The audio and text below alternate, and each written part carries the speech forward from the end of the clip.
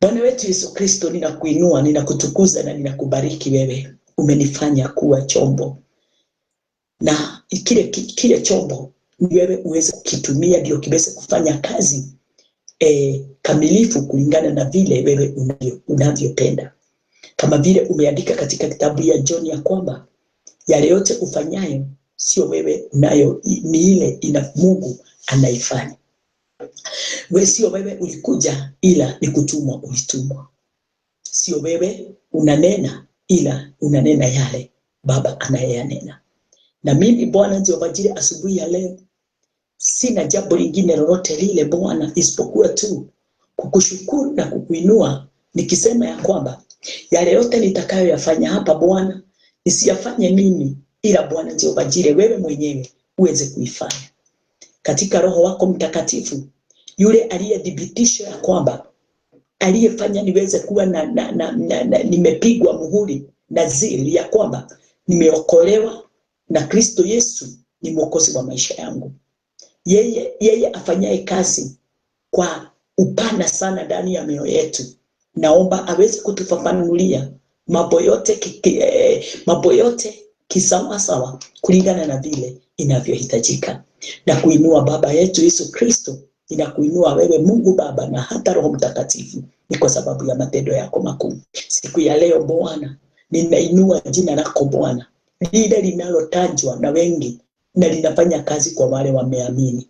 Bwana wetu Yesu Kristo, neno hili Bwana Jehova Jireh si langu, ila tu ni neno lako, lakini kwa sababu umenizaa na ukanileta ndio niweze kulitumikia kulingana na vile nitaongozwa nawe. Bwana wetu Yesu Kristo, niko hapa ni kwa sababu ya watu hawa. Mtu yeyote yule Bwana Jehova Jireh ataona ni vyema aweze kusikiliza, yule ataweza kuliamini Bwana, wacha likaweze kuwa msaada katika maisha yake, na kumtambua Kristo Yesu na kazi yake, na kutambua kazi ya msalaba, ile Kristo Yesu ile kazi aliyoifanya msalabani, ndio sisi wote tuweze kupokea ujasiri wa Roho Mtakatifu, accountability, na kufunguliwa Bwana Jehova Jireh kutokana na uovu wote, dhambi, na hata kutolewa katika wafu, ndio sisi wote tuweze kuwa Bwana Jehova Jireh mmoja pamoja naye. Asante ni kwa sababu ya huo uzima wa milele. Asante ni kwa sababu Bwana Jehova Jireh ya baraka yote Mfalme. Tumetubariki na baraka zote Bwana Jehova Jireh. Umetuinua Bwana Jehova Jireh katika neema yako Bwana, ndio sisi wote Bwana tuweze kuimba wimbo mpya ulio na utukufu na nguvu. Mamlaka yako Bwana Jehova Jireh iweze kuwa na utawala mkuu ndani yetu sisi wote, kwa uweza wako Bwana Jehova Jireh na kwa utukufu wako. Na kushukuru Mfalme wa ajabu. Wale wote tulio nao Bwana, ninawaombea wakati huu na hata wakati tutakapomaliza kuendelea, baraka zako Bwana Jehova Jireh ziweze kuwa ndio wimbo mpya ndani ya midomo yao na katika maisha yao, na waweze Bwana Jehova Jireh kujua ya kwamba yale tunayoyafundisha na yale tunayoyasoma sio yetu sisi peke yetu, ila ni yetu Bwana Jehova Jireh, tuweze kuihubiri kwa wengine, kwa sababu neno lako linaniambia ya kwamba umenitutuma katika ulimwengu mzima tukaweze kuhubiri Injili. Ninakutukuza wewe Baba na wewe Mungu wa utukufu, wewe utendaye haki, na mamlaka yako Bwana Jehova Jireh imo ndani yako kwa uwezo wote na kwa utukufu wote, na ni katika jina lako Yesu Kristo ninaomba na ninaamini. Amen, amen, amen.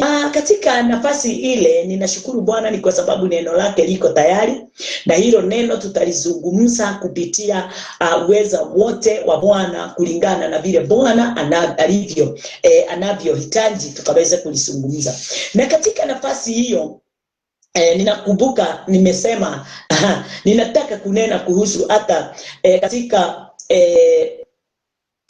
mambo mengi katika kulitambua neno.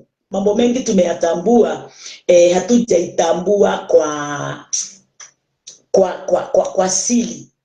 Na mimi tamaa yangu, natamani sana tuweze kuwa na revelation, ndio tutambue mambo yote katika udani. Tuyatambue kupitia ufunuo ule uliandikwa katika New Testament, uweze kufafanua Old Testament, ndio tuweze kuona ni nini kilikuwa kimefichwa katika Old Testament. Ni mambo gani yamefananishwa, kwa sababu yote yaliyo ndani ya Old Testament ni symbols, ni shadows. Bwana asifiwe. Na tuone na tuendelee, wakati wote tunafundisha, tunafafanua Old Testament kupitia New Testament, ndio tuweze kutambua mapenzi ya Bwana kwetu sisi kupitia yale yaliyoandikwa, ikizungumzia watu wale walikuwa hapo mbele yetu. Asante sana Ani Wajiro. Yes. Kwa hivyo leo ninataka kuendelea na kuzungumza, ndio tuone moja yapo ya kivuli sembo, mambo yake sembo ya mambo yale yalikuwa yanangojwa nyuma, lakini ilikuwapo katika Matthew, Mark, Luke and John, na katika na huko akina Old Testament, lakini from Act haikuendelea tena, sababu wakati Yesu aliweza kufunuliwa, mambo yote iliwekwa wazi, ikafunuka wazi, reality ikaonekana. Watu wale tulioko sasa, miaka hiyo 2000 imepita kukuja na huku tuko ya wamekalia reality, wako ndani ya Kristo, wanazungumza juu ya Kristo, sio juu ya symbols. Bwana asifiwe. Sio juu ya mambo yale imefichwa, sio juu ya mysteries. Sisi tunanena kuhusu reality ya Christ Jesus, sababu yeye ndiye alifunuliwa. Na kitu moja ninataka tuendelee kuwa tunakiona, ndio tuweze, yani wakati wote tunahubiri, tuweze kuwa tutafafanukiwa na mambo vizuri. Ni kitu kama Holy Communion bread, na ile blood of Jesus, ile juice, zile watu wanapotumia katika makanisa, mpaka vitu kama ubatizo wa maji, hizo zote zilikuwa symbols. Ni vitu tu za kuonyesha mambo mema yale yamewekwa yatakao kuja nyuma, katika kitabu ya Matthew, Mark, Luke and John, katika Old Testament mysteries, mambo mengi yale yaliyoandikwa yalinena kumuhusu Christ, hata kama sio yote iko ndani ya hiyo Biblia inanena kuhusu Christ, but mengi yale yaliandikwa kutoka katika pumzi ya Bwana. Kwa wale walioandika, wengi wao waliandika mapenzi ya Mungu ikiwa imefichwa, mapenzi ya Mungu ikiwa imefichwa. Na mapenzi ya Mungu ni nini? Mapenzi ya Mungu ilikuwa Christ aweze kujulikana, ndio watu wote wakimjua huyo amefichwa in Old Testament, aweze kuwapa uzima wa milele katika maisha yao. Nashukuru Bwana wetu Yesu Kristo. Hallelujah. Kwa hivyo ni communion bread and juice, in bracket, juice in bracket, blood of Jesus is only a shadow, is only a shadow. Nikiruru kiria gĩũka gĩgathira, kwa gĩatuma ndũngĩkĩona rĩngĩ, gĩthiraga ũtukũ, no mũthenya nĩ ũgũkĩona gacoka gĩgathira. Na kwa sababu sisi tuko ndani ya eternal, everlasting, sisi hatuna mwisho. Sisi hatuwezi adamani na vitu zinakwisha. Sisi ni wa umilele.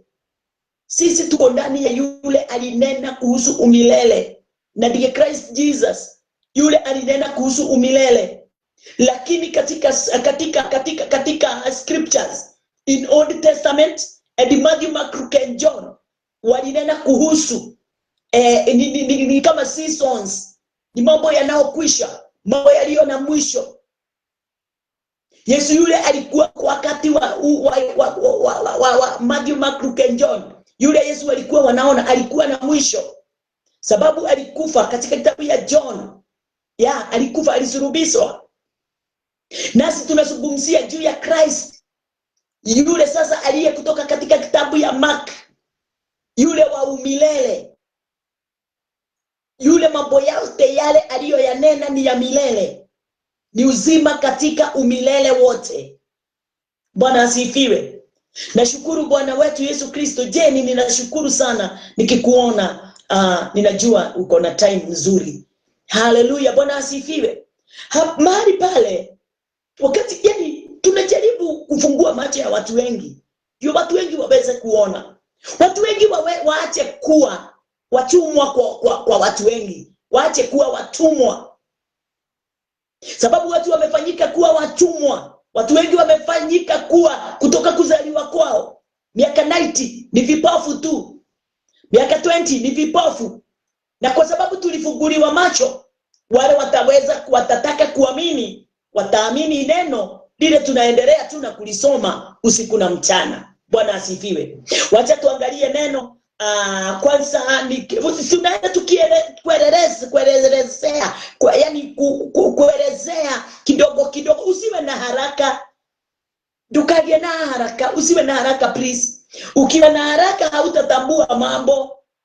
Ukiwa na haraka hautaelewa mapenzi ya Mungu juu ya mwanadamu, na kusema juu ya mwanadamu ni kusema mpaka juu yako. Hautaelewa vile Mungu alivyotaka nawe. Kwa nini alikuleta ulimwenguni? Kwa nini wewe uko hapo ulipo? Kwa nini umezaliwa? Bwana asifiwe. Na kutambua ya kwamba wewe utatambua shida zinatoka wapi, matatizo yatoka wapi, wakati utakalo lifuata neno kulingana na vile linavyohitajika. Kwa nini shida zinakuja maishani mwako? Kwa nini unateseka? Ni Mungu anaachilia mateso, ni Mungu anaachilia kifo, ni Mungu anaachilia magonjwa, ni Mungu anaachilia mashida. Sasa utatambua kama kuna mkono wa Mungu katika hayo mambo yote. Ndio uweze kukaa ukijua ya kwamba kuna adui mwingine. Na uweze kutambua huyo adui yu ndani yako ama ako nje yako. Haleluya. Sababu bereni tuliambiwa tu setani na Mungu. Tukaambiwa Mungu amekupiga kwa sababu haukuli vizuri. Kwa sababu wewe hauendi kanisa, kwa sababu hauombi, kwa sababu wewe umekula mwili wa Kristo ile tulikuwa tunaita Holy Communion ukiwa unaenda kwa umaraya. Yaani mambo mengi tukaambiwa. Kwa sababu wewe umeongea mambo mengi ya watumishi wa Mungu. Tukahatarishwa na vitu zingine za kutuletea uoga.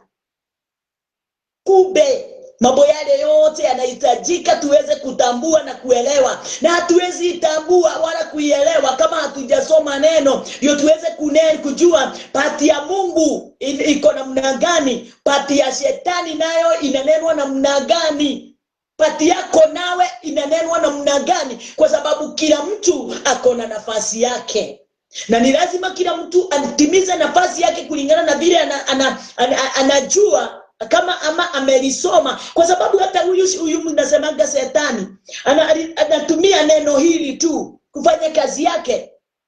Na wewe unahitajika utumie hili neno tu kufanya mapenzi ya Mungu. Naye Mungu ndiye mwandishi wa hili neno. Kwa hivyo yeye anatimiza neno kila wakati. Sasa wewe ndiye utachagua utafuata nani kwa hao wote wawili, sababu wewe ndiye uko katikati. Nani utafuata?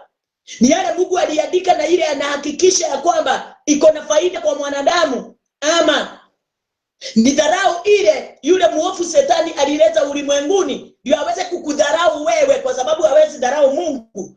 Wewe ndiye anataka kudharau, wewe ndiye anataka kusononesha, wewe ndiye anataka uwe katika aibu. Akibadilisha mawazo yako, anatumia mawazo yako, anatumia moyo wako. Naye Mungu anatumia mawazo yako na anatumia moyo wako. Kwa hivyo ndi wewe utambue moyo wako utaupa nani na mawazo yako utayapa nani, iweze kutumika. Haleluya, Bwana asifiwe. Nashukuru Bwana wangu Yesu Kristo. Kwa sababu wakati niliposoma neno bereni, nilikuwa ninafuata watu walikuwa wameongozwa na mawazo yao, na mioyo yao, na tamaa zao, tabia zao, kachoro zao. Lakini wakati niliposoma neno, niliona uhatari ulio ndani ya mwanadamu akimtegemea mwanadamu mwingine. Nikaona uhatari ulioko katika mwanadamu akirely on Satan or devil. Na nikaona the beauty, hallelujah, Bwana asifiwe, the beauty on relying on Christ, in Christ. Yeah, kuna urembo wa ajabu na kuna utukufu wa ajabu wakati mtu amejikataa na akakataa shetani akamfuata Bwana, ndio Mungu aweze kumuongoza. Hallelujah. Nashukuru Bwana, nainua Bwana, nampenda Bwana. Neno linasemaje katika kitabu ya Romans 16? Fungua pamoja nami. Watu, msiwe watu wa kuboeka wakati neno linasomwa. Tuweze kuwa watu wa kukaa tukitaka kujua inamalizika namna gani. Katika kitabu ya Romans 16, Romans 16 25. Romans 16:25 inasemaje? Now to him that is of power to establish you according to my gospel and the preaching of Jesus Christ, according to the revelation of the mystery which was kept secret since the world began. Bwana asifiwe. Ni kitu watu wa Mungu tunafaa kukitambua sana sana sana. Yeah. Watu wale, yani mtu kama Paul, kwa sababu ni Paul ananena yale mambo. Paul ananena kuhusu, na ujue Paul ni kama mimi na kama wewe. Paul ni kama mimi na ni kama wewe. Na njia gani? Na njia hii. Paul hakumuona Yesu. Paulo hakumgusa Yesu. Paulo hakumkuta Yesu. Hawajakula pamoja na Yesu kama vile mitume wale 12 walipokula pamoja na Yesu. Kwa hivyo Paul ni kama sisi. Sisi hatujakula pamoja na Yesu katika meza moja. Tumeweka samaki hapa, anaigawanya, anatupa. Hatujalala pamoja naye kama vile mitume walikuwa wanalala pamoja na yeye. Yes. Yeah. Hatujamuona na macho, hatujamgusa. Lakini Paul ananena mambo makuu na maajabu kumhusu yeye Christ. Kama mtu alikaa na yeye, kama mtu alitembea na yeye, kama mtu aliyezungumza na yeye hapa kwa hapa, kama mtu alikula pamoja na yeye meza moja. Yeah. Lakini ni kwa imani Paul anafanya ile kazi. Kwa imani ile na mimi na wewe tunafaa kuitumia siku ya leo ndio tuweze kutambulisha makuu na mema na maajabu ya Mungu, yale Mungu aliyofanya kumpitia mwanae. Hallelujah. Anasema kwa Kiswahili ate sasa na atukuzwe yeye awezaye kuwafanya imara. Nani huyo awezaye kutufanya imara? Christ. Na atukuzwe yeye anaweza kutufanya imara. Hakuna mwingine awezaye kutufanya imara isipokuwa tu Christ. Nikisema ya kwamba the gospel of Christ ndio ilinenwa, ndio inanenwa from the beginning in Genesis 1 to Malachi. Again from Matthew to John.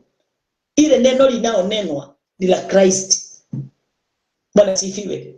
Na inaendelea kusema ya kwamba sasa atukuzwe yeye awezaye kuwafanya imara sawasawa na injili yangu na kwa kuhubiriwa kwake Yesu Kristo, sawasawa na ufunuo wa ile siri iliyostirika tangu zamani za milele. Kwa hivyo Christ alikuwa siri iliyokuwa imefichwa. Christ ni siri imefichwa in scriptures. Scriptures ni Genesis to Malachi. Alikuwa amefichwa. Christ alikuwa amefichwa, amesitirika. Alikuwa amesitiriwa na huko amefichwa, na huko ndani hagejulikana in the Old Testament. Hata wale waliandika mtu hawakuwa wanajua na wanatabua nani huyu, wanaandika juu yake, na walitaka sana. Lakini hata wakati wote ule waliambiwa wagojee, kwa sababu sio wao walikuwa wanahitajika waweze kumuona wala kumtambua kisawasawa kama vile tunamtambua, isipokuwa tu mimi na wewe, sisi tu wakati huu. Hawa waliandikiwa kitu hawatambui, na waliandikiwa yale yote waliandikiwa ndio sisi tuweze kujifundisha na wao, na tuweze kujua ya kwamba upendo wa Bwana wa ajabu ule ulio juu yetu. Na ndio Kristo, Mungu alimleta Kristo akaweza kumpa kila kitu kile kinapohitajika kwa mwanadamu. Sisi akimjulisha ya kwamba waambie nimewaponya magonjwa yao, waambie nimewafungua na shida zote, waambie haya yote unayoyafanya imewatoa katika giza na imewatoa katika dhambi. Kwa hivyo Yesu akakuja akiwa amejaa neema na utajiri wote wa kutufanya sisi matajiri katika kimwili na hata katika kiroho. Sababu wakati tunapopokea mambo ya rohoni, tupokea utajiri wa rohoni, tunaupokea utajiri wa mwilini. Haleluya, Bwana asifiwe. Na ni kupitia mwanae wa pekee.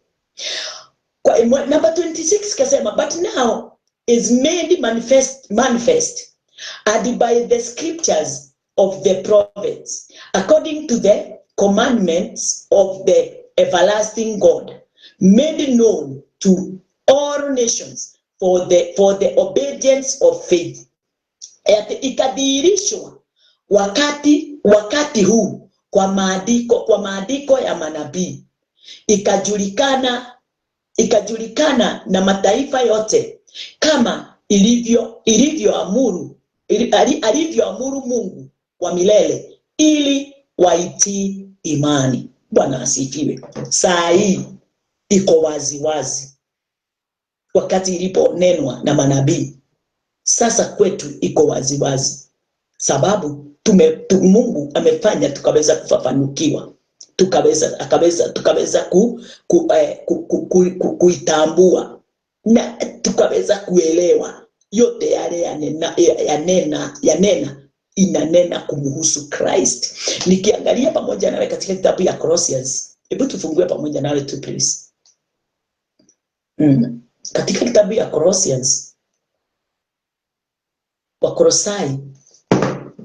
Colossians, unajua watu tumezoea kusomewa mambo yale tunataka ya haraka pasipo kujua ilifanyika hivyo namna gani. Colossians asa ilifanyika namna gani? Tunapenda mambo ya haraka, tunapenda mambo ya kutufurahisha, lakini nataka kukwambia mtu wa Mungu, katika neno kulisoma neno na kulitambua haihitaji kufurahishwa, inahitaji wewe uweze kutambua yale neno inayonena. Katika kitabu ya Colossians 1 mstari wa 26, teremka nami pamoja katika mstari wa 26. Na ninajua msaada wa Bwana utapokea, na wakati unapopokea ndio baraka ya Bwana unayoipokea, ndio ufunuo wa Bwana unaopokea. Inasema, even the mystery which had been hid from ages and from generation, but now is made manifest to his saints. A saint ni akina nani? Saint ni mimi na wewe. Sisi tumeamini kile kazi ya Kristo, sisi tumeamini neema ya Kristo, sisi tumeamini Kristo, kazi ile Kristo aliyoifanya katika msalaba, hiyo kazi aliyoifanya. Number 27, to whom God would make known what is the riches of the glory of this mystery among the Gentiles, which is Christ in you, the hope of glory. Ambao Mungu alipenda kuwajulisha jinsi ulivyo utajiri wa utukufu wa siri hii katika mataifa, nao ni Kristo ndani yenu, tumaini la utukufu. Alitaka kutujulisha, si kitu kingine chochote. si fedha nyingi, si dhahabu wala silver. No. Si kuwa na mali nyingi na si kuwa na kanisa kubwa wala kuwa na watu wengi. Anatujulisha Christ, utajiri ule umefichwa ndani ya mwanae Christ Jesus. Yule alimpeana katika udani wetu. Kristo hayuko nje yetu. Kristo ako ndani yetu. Kristo yuko ndani yako. Kristo ako ndani yangu. Na katika vile alivyo udani wangu, utajiri huu wote unanenwa, unasema ya kwamba ate ambao Mungu alipenda kuwajulisha. Mungu alipenda kutujulisha. Mungu alipenda kukujulisha wewe. Upendo wa Mungu ni ya kujulishe. Sio ate ufanyiwa miujiza na maishara. Hapana, ni kukujulisha. Utambue. Apia huyo mwingine aliye karibu nawe. Ni utambue mapenzi yake ya mwanae kukuhusu wewe. Ni utambue kuwajulisha jinsi ulivyo utajiri wa utukufu wa siri hii katika mataifa. Hii ni siri. Christ is a mystery in the scriptures. Katika Old Testament, Christ is a mystery. Alifichwa, hakutambulika. Utajiri wote ndani ya Old Testament ulifichwa. But watu wanaangalia utajiri kwa uso, kwa macho hii inaoona vikombe ya bei kali, nyumba za ghorofa kubwa, mabanks, Barclays, Equity, family, na unatamani kuwa na nafasi huko. Mambo kama hayo ndio watu wengi wanaangalia. Lakini kuna jambo moja ningetaka kukwambia, mtu wa Mungu, wewe unaopendwa na Mungu, wewe Mungu anataka uweze kutambua na akakujulisha. Utajiri umefichwa ndani ya mystery, ndani ya Kristo. Sababu ni Kristo. Mystery inanena Kristo, inanena kuhusu Kristo. Ni Kristo amefichwa ndani ya Old Testament. Kwa Mungu akitaka kutufungua mawazo yale tunaotazama nayo ya kuona symbols. Hallelujah. Mambo yale tunayaona, Mungu anataka tuweze kufafanukiwa nayo. Tuweze kuitambua kabisa. Tuweze kuelewa katika mapenzi yake kutoka mwanzo. Kwa nini hayo yote imeandikwa? Kwa nini hayo yote Mungu aliweza kuinenea manabii, nao manabii wakaiandika kulingana na vile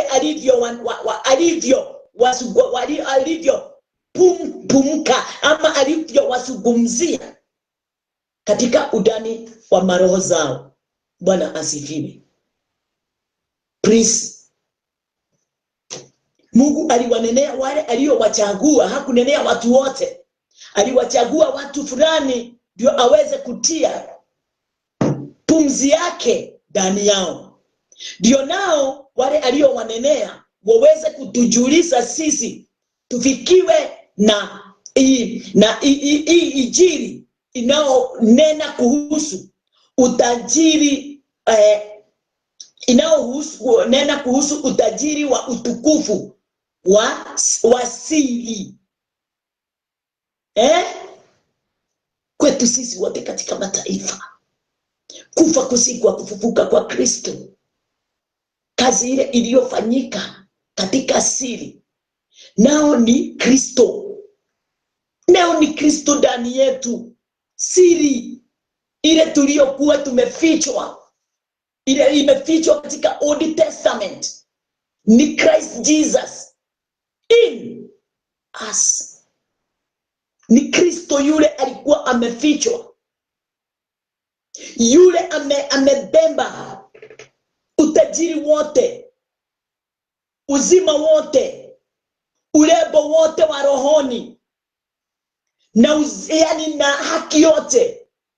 Yule alitumwa ndiye aweze kuja kututoa katika kifo, katika mauti, katika ulemavu, katika uduni wa mawazo yetu, akatumwa ndio aweze kututoa pale. Na sisi siku ya leo ametutoa, tuko katika uwezo wote na nguvu zote na mamlaka yake yote. Tuko ndani ya utajiri ule uliokuwa umefichwa ndani ya mwanae Kristo Yesu. Nani alikuwa ameificha? God himself aliificha, na anataka sisi wote tuweze kuyatambua. Haleluya, Bwana asifiwe. Nilikuja kutambua na kujua mtu akitaka kula mavuno ndani ya shamba ni lazima alilime lile shamba. Ukikosa kuilima na ugonje kitu, utakutana tu na magugu.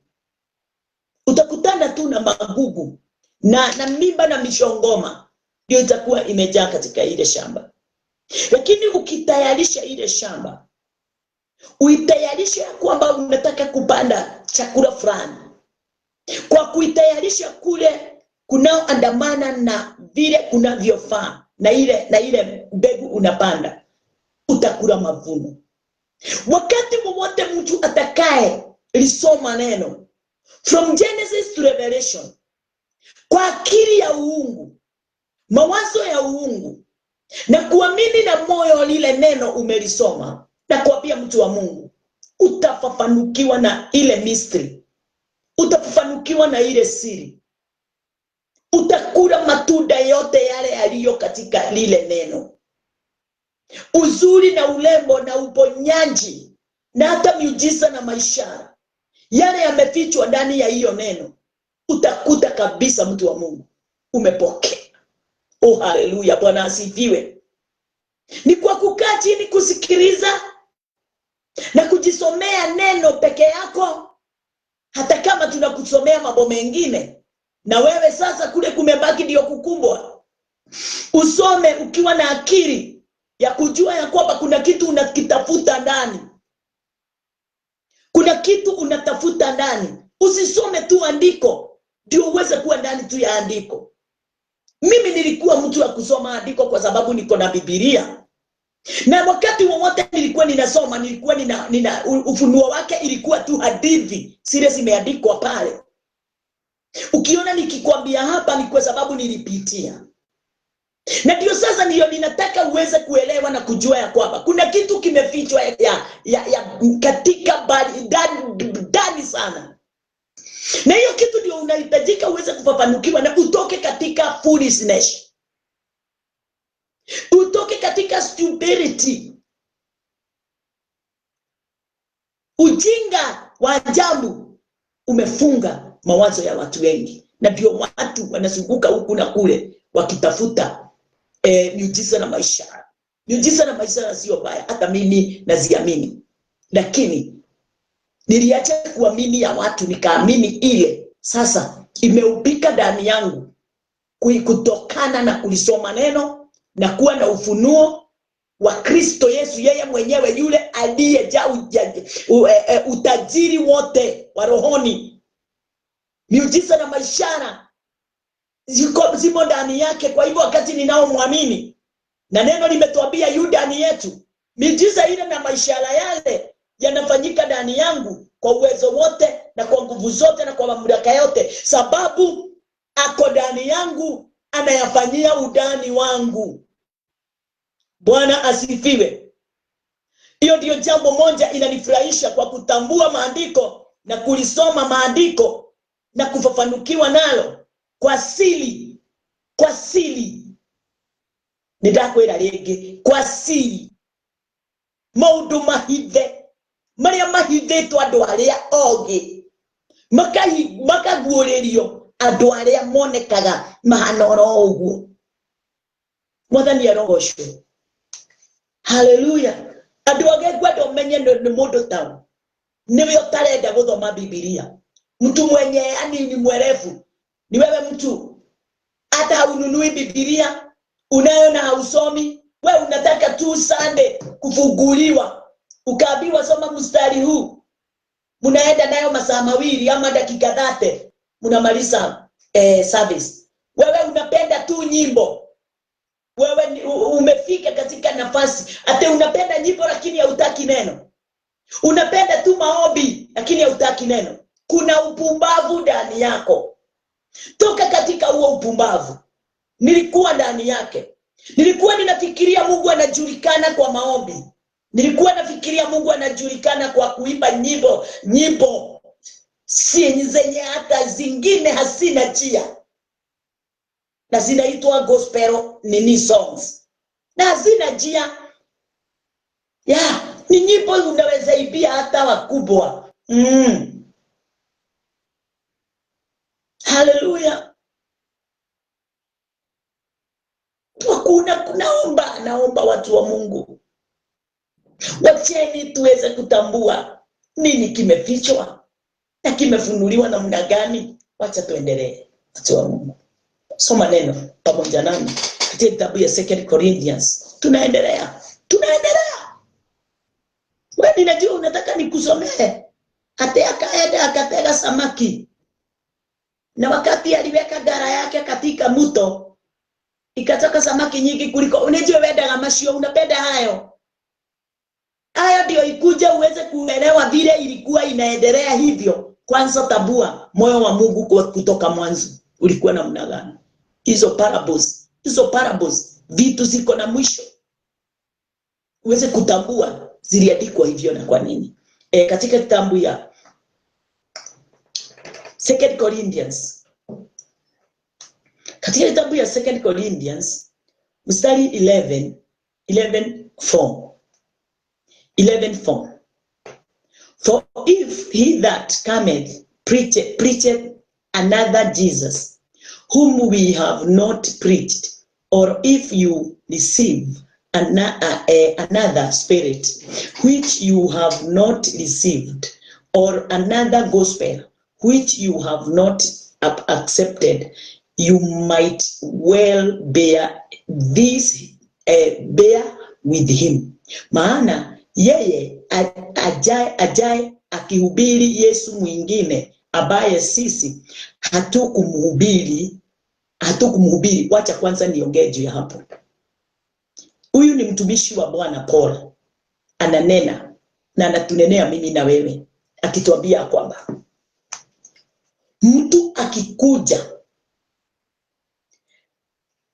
katika maisha yako akuhubirie Yesu mwingine, wacha yule mitume walihubiri, usikubaliane na yeye. Mtu akikuja anakuambia Yesu anapatikana pale, usimfuate. Mtu akikuja maishani mwako akwambie ya kwamba miujiza na maishara inafanyika pande hii, usiyafuate. Mtu akikwambia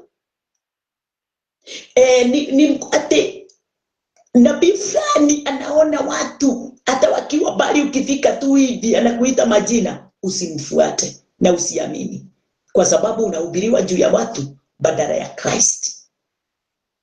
Mtu akikuja akwambie enda mahali fulani, uko ndiko anointing oil, watu wanapakwa, utapakwa gozi itapakwa, lakini si moyo. Moyo unapakwa neno ndio mafuta ya moyo, lakini si mafuta sembo sando ya miti ikafinywa ukapakwa kwa uso, ukaambiwa ate umepokea Christ na utajiri. Na kuambia yoyote ni scams, uongo. Haketo gako about 20 years. Nilipakwa kutoka wakati nilikuwa msichana. Hata kama mtu anaona mambo mengine inafanyika, na ulipakwa Sunday, sasa unaona Monday jambo fulani limefanyika. Hiyo ilikuwa ifanyike. Kwa sababu Mungu anakupenda. Hata kama haungepakwa ingefanyika tu. Hata kama haungepakwa ingefanyika tu. Kile kitu ninakwambia ni wewe uweze kuelewa neno. Mtu anakuambia kuja na chumvi. Unauziwa chumvi ama unakuja nayo inaombewa, unaambiwa uende ukafanye ugaga na ushawi. Ni wapi Yesu alifanya ugaga na ushawi? Wakumwaga maji na mafuta. Ni wapi alinunua chumvi? Ndio aweze kupatia mitume waende wakamwage kwao. Ni wapi mitume walitumia hiyo tambia? Ni wapi? Haleluya.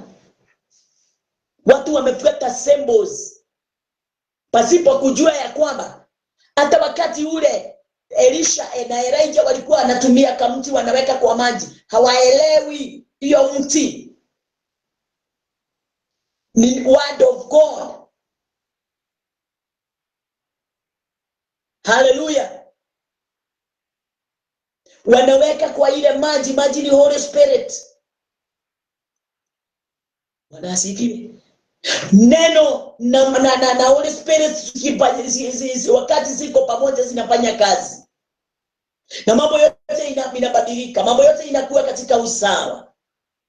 Lakini watu wanafikiria ni kazi, ni matambia za hiyo unaona wewe, hiyo unaona. Ati Musa akaulizwa una nini mkononi? Ndio wana wa Israeli waweza kupita katika Jordan. Katika nini? Ile mto wa nini? Red Sea. Akasema mimi niko tu na kijiti. Kijiti ni neno kidogo keka. Niko tu na ile vibo ulinipa. Vibo ni neno.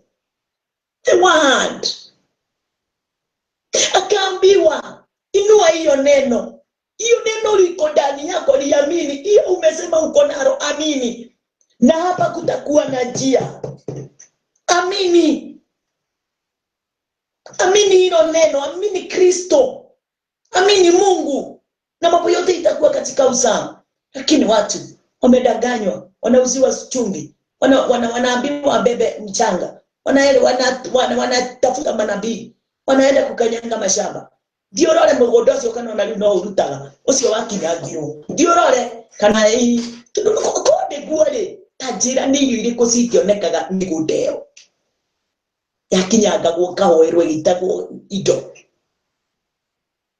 Kama vile muganga anafanyanga mambo na kwa muda inakwisha nguvu. Hivyo ndivyo naye manabii wale wafanyao katika hiyo tambia.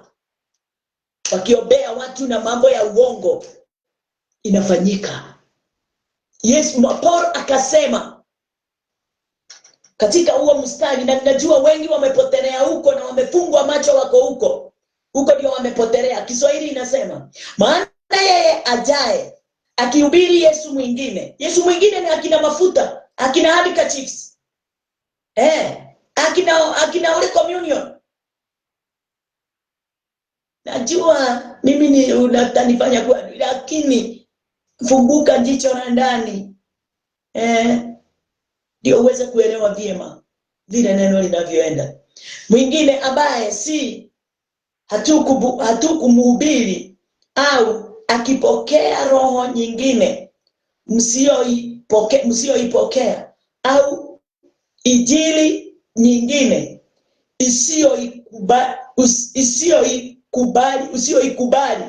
usiokubali, mnatenda vema kuvumiliana naye. Bwana asifiwe.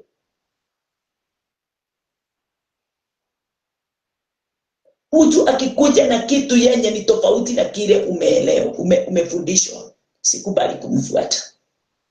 Kubali tu yule mtu anayekufundisha neno kumhusu Christ Jesus. Huyo tu ndiye ana neno na ndiye kila kitu.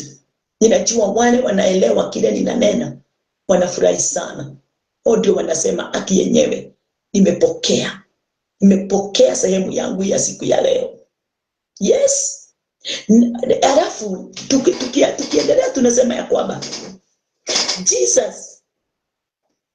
Jesus of the scripture has already been prepared. Kwa hivyo Christ yeye ndiye alikuwa alinenwa katika scriptures. Mungu alikuwa amemtayarisha. Hata kama alinenwa kwa siri, yeye ndiye alinenwa katika Old Testament. Alikuwa ametayarishwa kwa sababu ya siku ya leo. Alikuwa ametayarishwa kwa sababu wale wote walio katika ndani ya nyakati hizi tulio ndani yake. Hakuna roho mwingine isipokuwa tu roho wa Christ, yule aliye ndani yako. Usikubali roho mwingine ndani yako isipokuwa tu roho wa Kristo, Holy Spirit. Usikubali roho mwingine, any other spirit, usikubali ndani yako. Usikubali. Kubali tu roho Mtakatifu, yule Kristo alipeana in the book of Acts. Akaweza kuwapa mitume ndio waweze kwenda ulimwenguni wakaihubiri injili kupitia kuongozwa na Roho Mtakatifu. Haleluya. Na ndani ya Old Testament Roho Mtakatifu hakuwa amepeanwa. Kwa hivyo wao hawakuongea ufunuo. Ufunuo ulianza kupatikana na kueleweka na kutambulika from the book of Acts. Hizo vitabu vingine vyote, Matthew, Mark, Luke and John, Roho Mtakatifu hakuwa amepeanwa. Bwana asifiwe. Sababu Roho Mtakatifu alipeanwa wakati gani? Wakati ule Kristo Yesu alipokufa. Hapo ndipo Roho alipeanwa. Kutoka wakati ule alipokufa, akawaambia mitume waende mahali pamoja, akawatumia Roho Mtakatifu. Yule alikuwa amewaambia, sitawaacha kama yatima, nitamtumia msaidizi. Msaidizi alianza kufanya kazi kutoka katika kitabu ya Acts. Bwana asifiwe. Haleluya. Kwa hivyo Old Testament na akina mitume Matthew, Mark, Luke and John, wakati ule Yesu alikuwa hajakufa, kwa sababu Yesu alikufa katika kitabu ya John mwisho. Hata mitume wale 12 walitumika pasipo Roho. Na tukikosa kutambua haya, hatutatambua neno hata kidogo. Hatutaelewa Old Testament.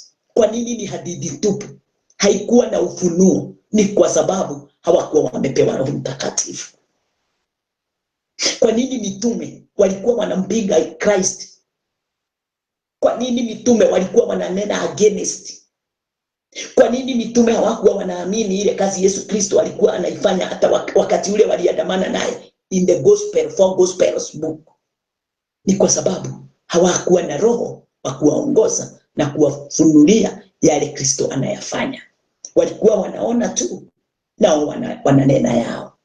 Walikuwa wanamfuata tu pasipo kujua. Ilifika mahali katika kitabu ya Luke 24 akawaita, akawaweka mahali, akawafungua mawazo yao tu waweze kutambua vyema maandiko.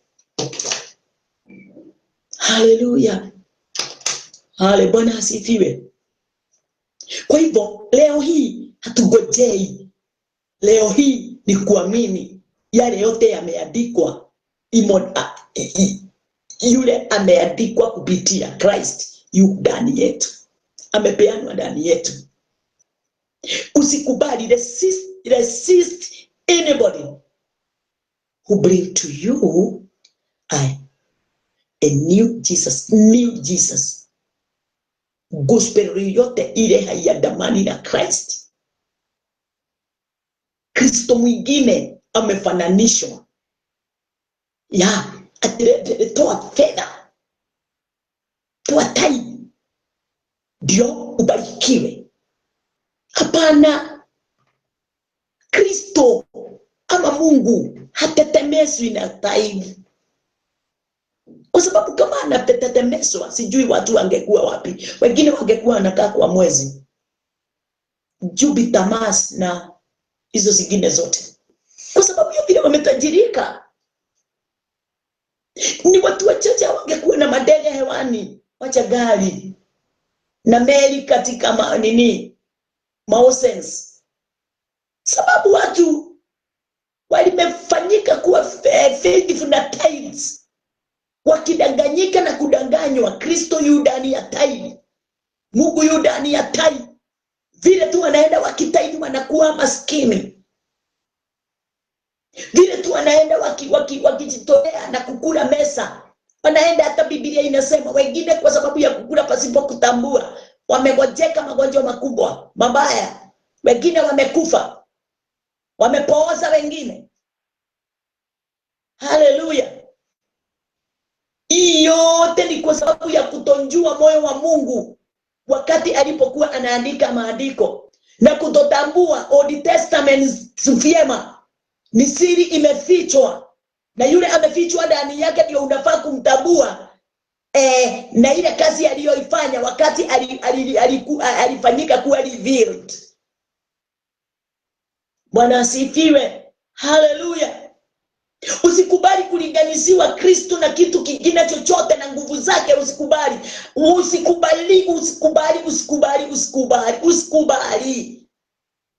hayo mambo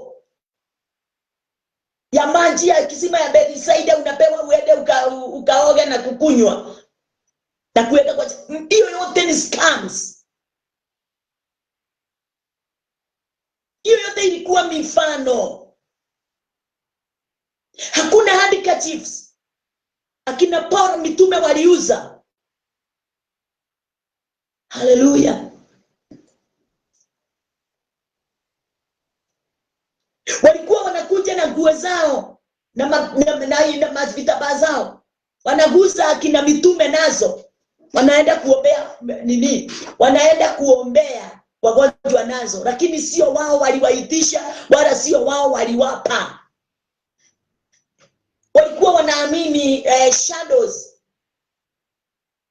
Walikuwa wanaamini mambo ya kuguza kwa sababu walikuwa under the law, sheria ya matendo. Wao walikuwa wanaamini matendo, na ndio tumeandikiwa wao ndio tuweze kujifundisha nao. Hiyo mambo ilikuwa yao, lakini sio yetu sisi. Sisi ile iliyo yetu ni ya kwamba ako ndani yetu na ametuokoa na ametuondolea dhambi, na sisi si wenye dhambi. Tumefanyika kuwa wana wa Mungu kwa sababu Kristo alisimama katika mwanya, alifunuliwa katika maandiko, tukaweza kumjua na kumtambua. Kazi yake ikatambulika ndani yetu kwa uwezo wote na kwa nguvu zote. Haleluya! Bwana asifiwe. Tuko pamoja watu wa Mungu. Nakwambia mtu wa Mungu, usikubali kupotezwa. Usikubali kufanywa kuwa mtumwa. Usikubali kufuata mtu wa kukwambia Yesu anaonekana na huku. Kuja tukufundishe Yesu ndani yako. Yesu yule aliye ndani yako. Na hiyo ndio ile kazi alileta ulimwenguni. Kuingia katika udani wetu sisi, katika njia ya kuamini, kupokea uwezo wote na nguvu zote na mamlaka yote kutoka kwake kwa sababu ya kuamini ile kazi aliyoifanya. Haleluya! Bwana asifiwe. Kwa hivyo usikubali kudanganywa. Chochote kile kiko nje ya Yesu. Chochote kile kiko nje ya Yesu. Chochote kile Yesu akufanya, usikubali kudanganywa. Usikubali kudanganyika.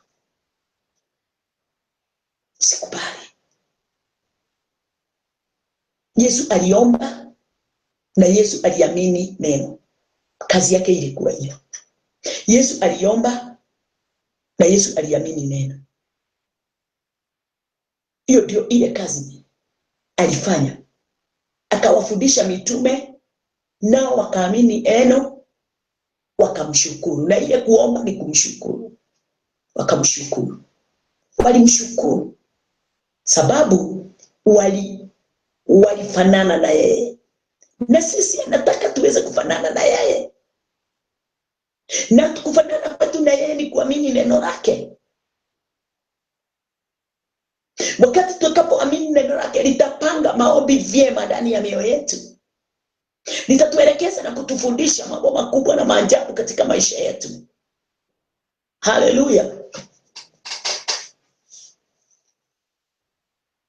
Yesu, maandiko inasema katika kitabu ya Luke 24, Yesu akawaambia, aliwanenea wale walikuwa wanapoenda Emmaus, wale 2 disciples walikuwa wanaenda Emmaus, akawaambia, aliwanenea kuhusu from the beginning at Moses and the prophets. Aliwanenea kutoka kwa manabii 24-25. Hebu tuangalie na wewe. Yesu alinena kuhusu Old Testament. Yesu hakuna mahali alinena kuhusu New Testament, sababu New Testament haikuwa imeandikwa. Alinena Luke ni katika kitabu ya Luke, wakati alikutana na hao, Luke 24:25. Wacha tuone alinena kuhusu nini. Then he said unto them, O fools, and slow of heart to believe all that the prophets were up in the Old Testament. Prophets have spoken. Kiswahili akawaambia, enyi msiofahamu, wenye mioyo mizito ya kuamini yote walio yasema manabii. Kwa hivyo yale yote iliyosemwa na manabii iko Old Testament. So Christ alifundisha disciples wake kutoka katika kitabu ya prophets, katika Old Testament, in the scriptures.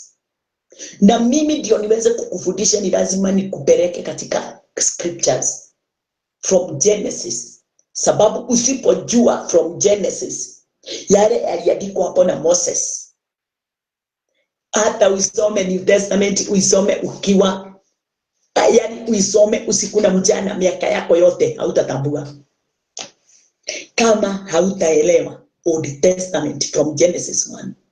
Hautaelewa. Utakuta Abraham, ukute Enoch, ukute au manabii wote uit majina na uombe nao, akina Elijah na Elisha. Utamwangalia Adam na useme, Adam wewe ni mpumbavu, ulifanya tuingie katika dhambi. Hiyo yote itakuwa upumbavu, foolishness, sababu hujatambua maandiko hayo yanena ni nini kimefichwa ndani ya kazi ya Adam. Ndio Adam afanye dhambi. Kwa nini kwa hayo yote ilifanyika? Haujatambua. Wewe unaona tu mtu alikula tunda la ujuzi wa mema na mabaya, na wewe unaendelea tu na kuhubiri hivyo, lakini haujui kile kimefichwa ndani ya hayo. Wewe unajua creation, akaumba mbingu na nchi na akasema na kuwe, lakini haujui. Wewe unajua tu hivyo. Uelewi yule Kristo amefichwa ndani ya hayo. Bwana alikuwa sema na kuwe.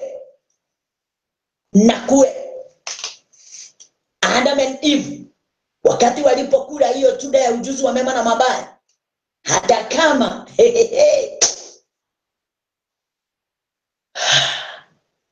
hakuna tunda walioikula,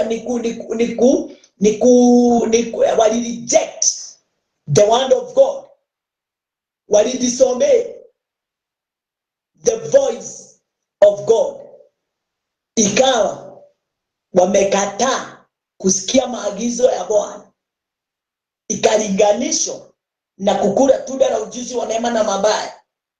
Haleluya.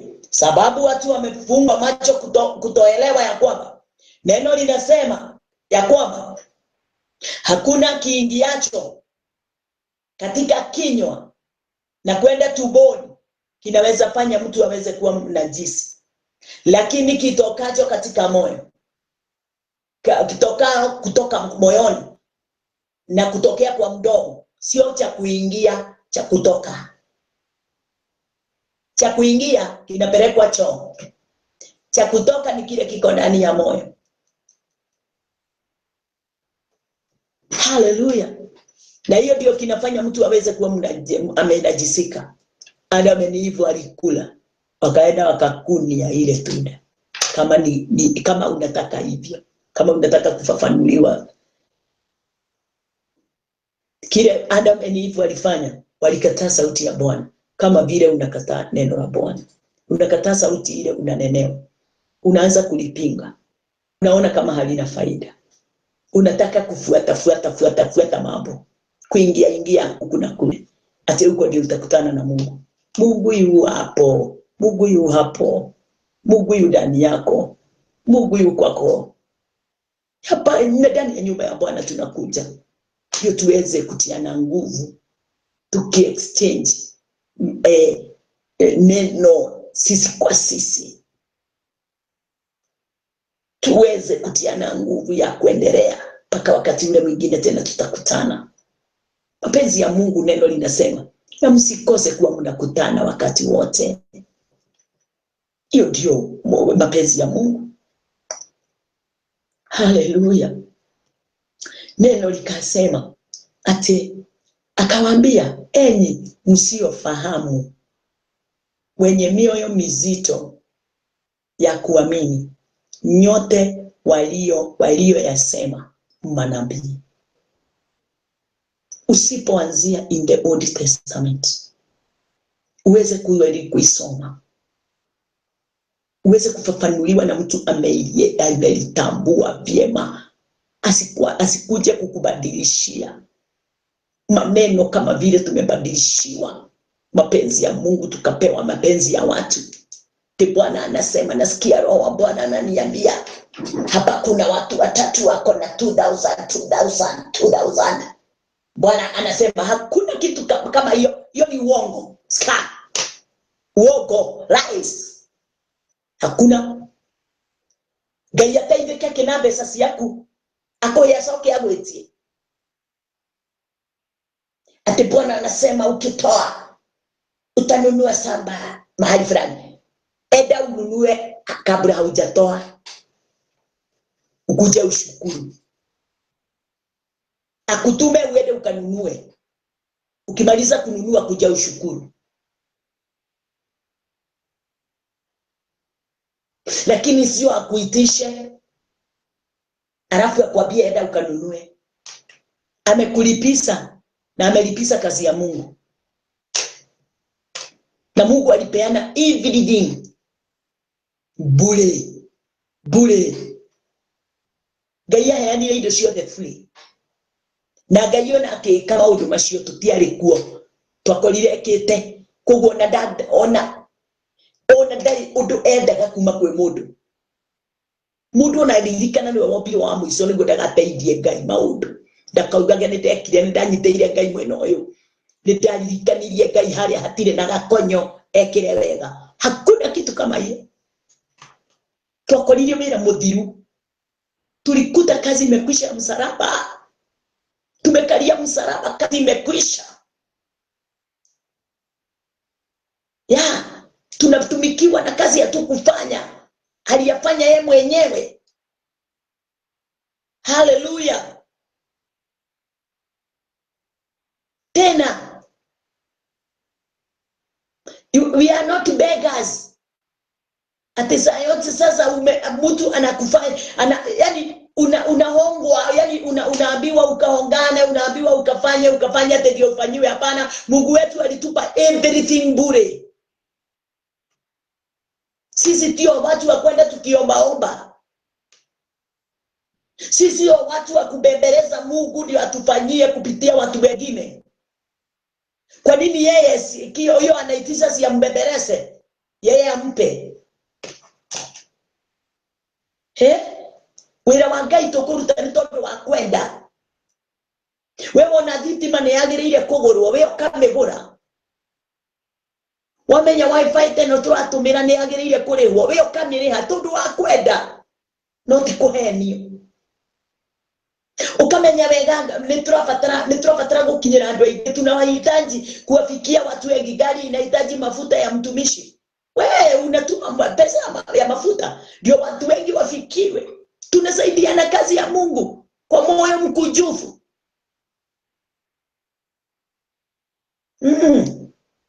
Tunashukuru kwa sababu ya mambo yale Mungu anaendelea na kutufunulia kwa kupenda kwako, sio kwa command.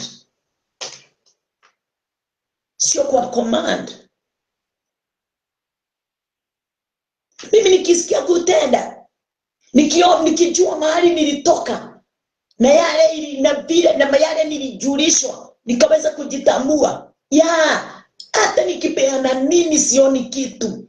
Ninatoa nikibariki kazi hiyo ya Mungu inafanyika kwa wale walio na ukweli. Sio kwa kila mtu nimesikia. Ni lazima nipime ni nini unahubiri. Na sipei wote. Mimi niko na my mentor. Yule anaye ni mentor usiku na mchana, na hakuna wakati ninamkosa nikimuhitaji. Yes. Wewe yako wapi ama uko na wao? Hauna yeye. Uko na wao. Wao watakupoteza. Kuwa na mtu ametumwa katika maisha yako, yule atakaye kukufunulia mambo haya. Wakati Yesu aliwaacha mitume, walianza kubeba vitu mambo mengine yao ya kikawaida. Wakati alipowatokea, wakati alikufa akawatokea 40 days na kuwakumbusha yale yote aliwafundisha 3.5 years. Wakati huo ndio walirudi katika nafasi hiyo. Ukweli alinena hiyo, alifanya hivyo, alisema. Wakaanza kuona kuwa na mtu hata choka na wewe, hata ukiingia katika hali atakuleta, atakubeba kule, atakuchukua kule, atakuleta karibu. Wakati mwingine hata hutaki, anang'ang'ana na wewe, anang'ang'ana ndio kutoe katika upotofu, kuingiza katika neema. Hiyo ndio mpaka umilele. Aling'ang'ana na Petro mpaka umilele. Aling'ang'ana na mtu anaitwa Paul, hata kama alikuwa muanji, alikuwa anawatesa watu, aling'ang'ana naye mpaka akamfanya kuwa chombo cha kutufikishia ujumbe sisi. Bwana asifiwe. Kwa hivyo neno sio kile unataka. Neno ni kile unapewa. Kimeandaliwa vyema. Tumeambiwa Yesu alikuwa prepared. The word was prepared. Kwetu sisi tuweze kulichukua na kulitambua. Sio masaa yote.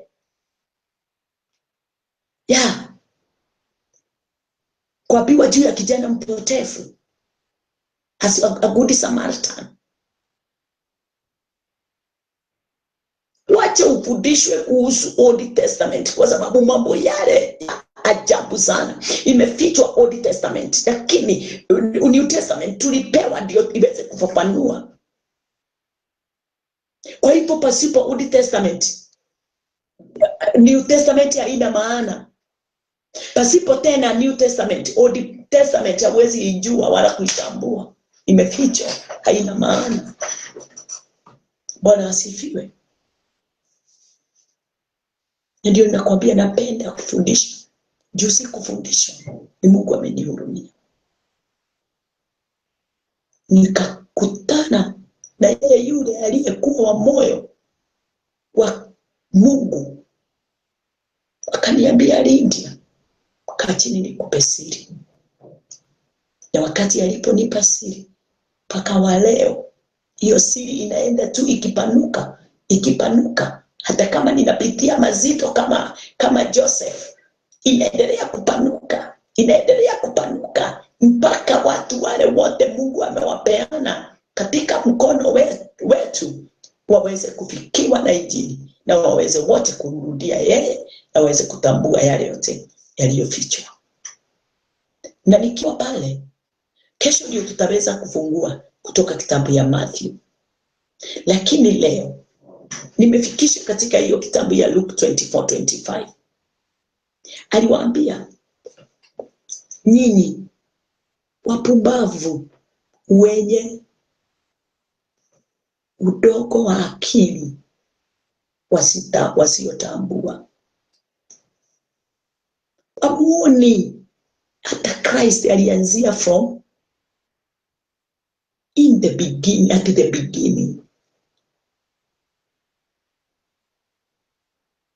At Moses and prophets. Yesu alipreach to them. Watu wawili walikuwa wanaenda Emmaus kutoka Genesis to Malachi about Christ. Alihubiri about Christ. Angalia Philip. Alihubiria yule Ethiopian Enoch. Na alikuwa anasoma nini? Old Testament. Otaulia gaturumega kila gaki. Kembere ya muligwa wako. Ukunogo. Munwa kakodu na kokeki. Na ni Yesu Kristo. Akamuhubiria pale. Mahali hakuna Christ. Mahali hakuna nini. Kitu ina roho.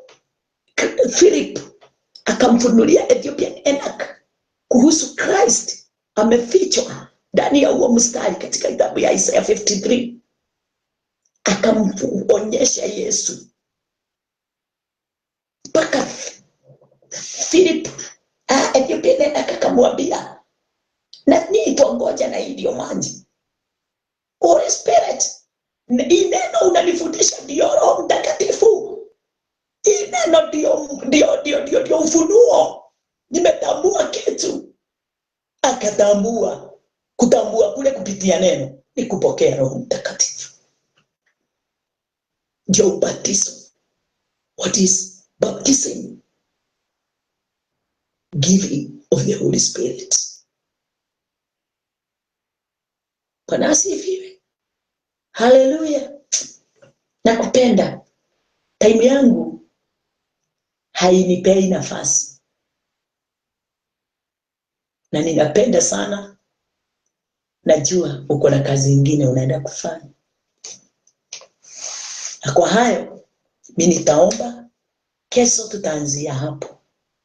Tutasikia makuu na maajabu ya Bwana na mapenzi yake katika neno lake. Naomba tuombe pamoja. I love you so much. Hallelujah. Bwana wetu Yesu Kristo, ninakuinua na ninakutukuza. Ninasema wastahili sifa na utukufu. Asante ni kwa sababu ya ufunuo. Asante ni kwa sababu ya mwana wa Kristo Yesu. Kwa kazi njema na ya ajabu alitufanyia. Alitutoa katika wafu. Alitutoa katika dhambi. Alitupa uzima na umilele wote ukawa ndani yetu. Alituondolea mashtaka yote yale tulikuwa tunastakiwa nayo. Sasa hivi sisi tumefunguliwa. Sisi ni wana wa Mungu. We are righteous, holy and perfect. Sisi kazi yetu ni kufunuki, yani kazi yetu ni kuangalia na kutazama yale yote Christ aliyonenwa in the Old Testament. Pokea Bwana wetu Yesu Kristo nafasi ya utukufu na ujasiri mkuu ule Bwana umetupa na kuonyesha ndani yetu. Wewe ni Mungu, wewe ni mwaminifu, wewe ni mtakatifu, wewe ni mwenye uwezo. Na kutukuza Baba yangu na kuinua Baba yangu. Hakuna Mungu kama wewe. Umejaa nguvu na mamlaka. Umejaa uweza wote. I love you Christ. Na ninajua ya kwamba unanipenda hata mimi. Na ninajua ya kwamba umenifungua katika vitu vyote na kunipa mamlaka na ushindi mkuu. Na hivyo ndivyo umewafanya watu hawa Bwana Jehova Jireh katika Wendani TV. Wale wote tunaandamana nao na wale wote wanaingia wageni. Tunawafungua wote na tunaenda wote waweze kuwa na moyo wa kutambua siri hii. na ni katika jina la Yesu Kristo. Wabarikiwa wakifanya kazi zao, wabarikiwa wakipumzika katika manyumba zao, na katika mambo yote yale watafanya. Wabarikiwe kwa uwezo wote na nguvu zote, na ni katika jina la Yesu Kristo tumeomba na tumeamini. Amen. Amen. Amen. Nakupenda. Kesho tuonane masaa kama